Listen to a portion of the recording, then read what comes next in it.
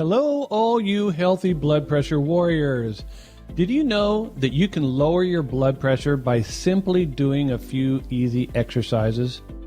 In this video, I'm going to reveal the 3 best exercises you can do to lower your blood pressure and why they're so effective. Your heart is a muscle, and just like any muscle, it can be strengthened through exercise. Exercising regularly helps to strengthen your heart. As a result, your heart can pump blood more efficiently and with greater ease through your arteries. This means less force on your arteries, resulting in lower blood pressure. In fact, just doing a few simple exercises can lower your systolic pressure, which is the top number in your blood pressure reading, by an average of 4 to 9 millimeters of mercury.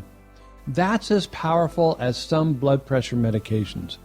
And combine your exercising with a healthy eating plan, and it might even reduce the need for taking any blood pressure medications. So let's talk about the 3 best exercises to lower your blood pressure. The first one is walking. One of the simplest ways to get some exercise in each day is to take a brisk walk outside. And if it's too cold or hot to walk outside, you can walk on a treadmill at a local gym. Another option is to find a walking routine on YouTube. I've done walking routines following YouTube fitness trainers many times, and it's a lot of fun.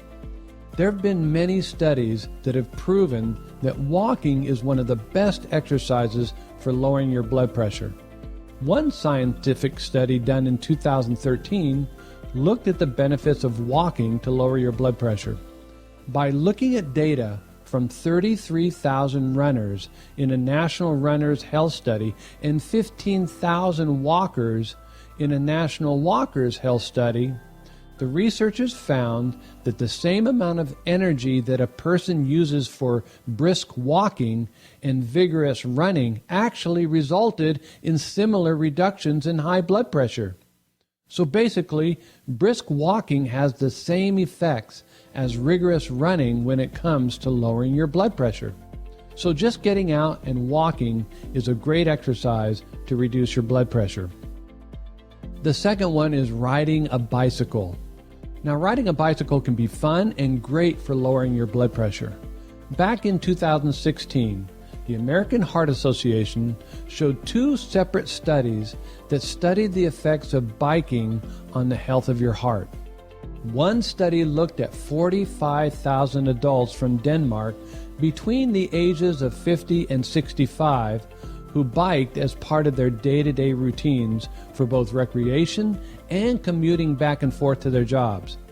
The study showed that after 20 years of follow-up, the Danish bikers had about 11 to 18% fewer heart attacks than those who had never ridden a bike for fun or to get to work. And another large study showed that 20,000 Swedish adults in their 40s through 60s who biked to work had an 11% lower risk of high blood pressure.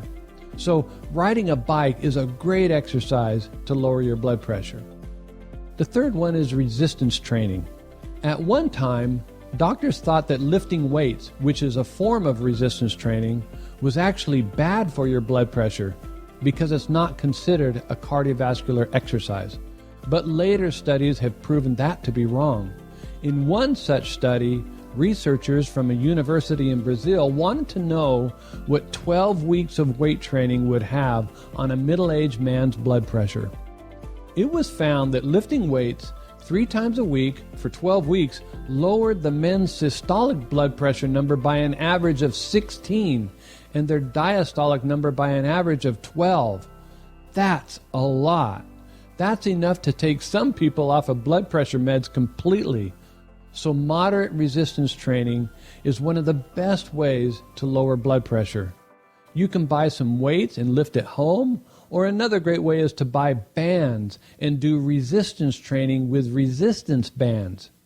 Now, another question I get is how much exercise is enough exercise? So let's talk about how much time you should exercise. The Department of Health and Human Services recommends getting at least 150 minutes of moderate aerobic activity a week. Now that comes out to about 30 minutes a day, 5 days a week. So your goal should be to get at least 30 minutes of exercise a day.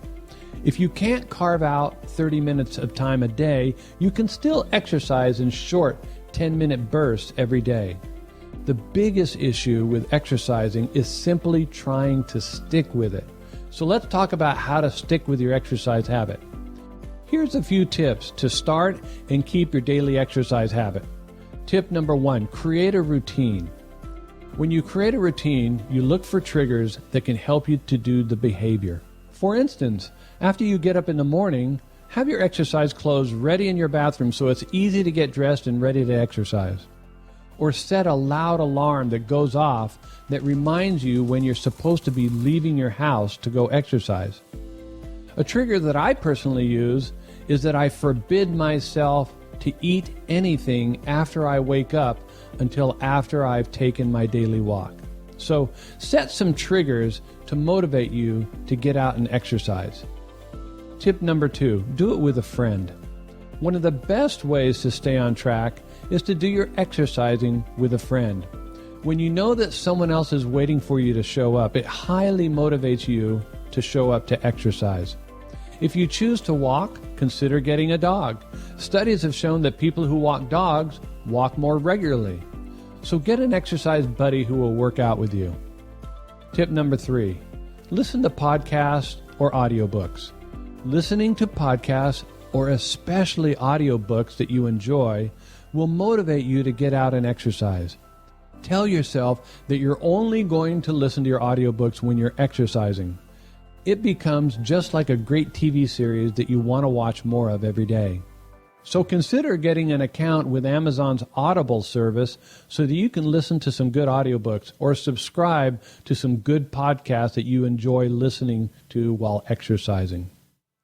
Tip number 4, track your progress. There's a story that Jerry Seinfeld became a great comedian because he set aside time every single day to create jokes.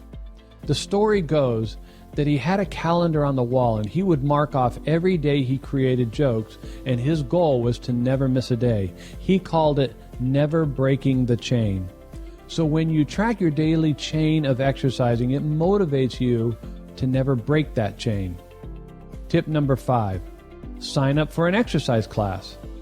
Local gyms have exercise classes that you can sign up for. There's also local trainers that offer inexpensive outdoor exercise classes that you can sign up for. If you're a senior adult, most senior citizen centers have exercise classes that you can attend. When you have an exercise class that you've signed up for, you've made a commitment in your mind so that you're motivated to attend that class. And when you go, you'll probably meet new friends that will motivate you to keep coming. So look for an exercise class that you can sign up for to help you create your exercise habit. Okay, in this video, I revealed what I think are 3 of the best exercises for lowering your blood pressure. I've also shared with you how much exercise is recommended and some tips to create a habit of exercising. It really doesn't matter what exercise you do, because the truth is that any type of exercise is great for lowering your blood pressure. Any sport that you enjoy doing will help you lower your blood pressure, and if you enjoy it, you're more likely to keep doing it.